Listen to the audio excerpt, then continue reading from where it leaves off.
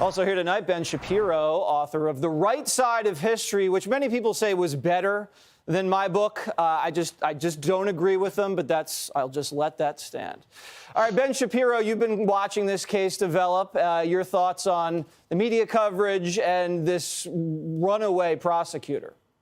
The media coverage has been disgusting from beginning to end. It mirrored an original narrative, which is that Kyle Rittenhouse must have been some sort of white supremacist Trump supporter. This is in the middle of the riots in 2020 when we were learning that America was apparently broken down into two groups, people who wanted racial justice and people who supported Trump, and you were on one side or the other. Therefore, if there were people rioting in Kenosha, they weren't really riots. They were just mostly peaceful protests. And anybody who was opposing those folks had to be some sort of white supremacist Trump supporter. I mean, you had Joe Biden literally feature Kyle Rittenhouse in an ad in September of 2020 alongside white supremacists.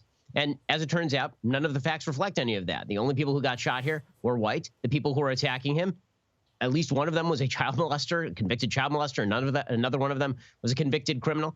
And all three of the people who were shot by Kyle Rittenhouse were in the process of attacking him by all witness, forensic, and video evidence. So the media completely botched this one. And it is just once more a reinforcement of the fact that the media are a bunch of lying hacks who do Democratic Party propaganda for a living. I couldn't agree more. You mentioned, I guess it was too complex for the media to wrap their head around the fact that there are white Americans who want racial justice in this country, want the laws followed, want police to conduct themselves honorably, but also don't want their own hometowns looted and ransacked, and they couldn't really process that. So what they did, as you mentioned, they take a convicted pedophile, a lying communist, a guy who slapped his own grandmother with an open hand, and they made these guys into heroes. What does that say to you about the press in this country where those guys are the heroes in their plot line?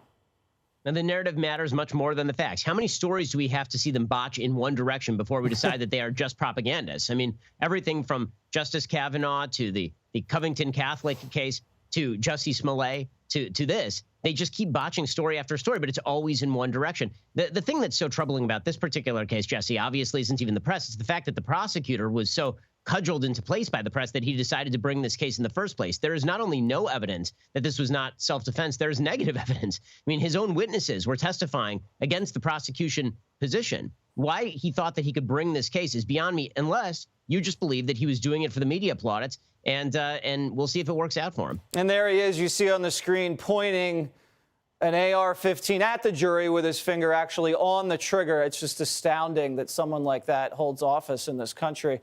There's also some snobbery at play. I brought this up earlier on our air. The press doesn't think Kenosha as a Midwestern town is worthy of protecting. They don't think Kyle Rittenhouse should be out there protecting some stupid, car dealership. This is flyover country. Right? This isn't worth protecting. This isn't like the Hamptons getting looted. This isn't Georgetown. This is just small town America. Who cares if it burns? You can always, buy another car dealership. And that snobbery really infected their entire posture throughout all of the riots. That's exactly right. I mean, the thing to remember about this is that it's not just that they are angry at Kyle Rittenhouse for showing up in order to defend private property and businesses. They're angry that the cops were there. Yeah. What led all of this off in Kenosha, Wisconsin in the first place is the fact that they decided to malign innocent cops. They suggested that Jacob Blake was shot unjustifiably by a white police officer on the basis of race, when it turned out that Jacob Blake had an arrest warrant out for him for alleged third-degree felonious sexual assault. Yep. And then he refused to hand himself over to the cops and was carrying a knife at the time and got himself shot in the process. Not only did the media play that as just another stain on America's racially charged system, but Joe Biden called up Jacob Blake. Kamala Harris visited with the family. And this was all part of the broader narrative, which is that the American system is racist, stem to root. And that means that root and branch, and that means that anybody who defends any institution, including, I guess, a car dealership, is part of that. They created racial riots with deception on the Blake case.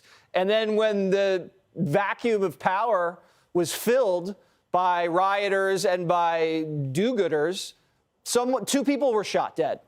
And now they want the guy who was there to defend the community. Basically, they want his life to be over and have him rot in prison forever.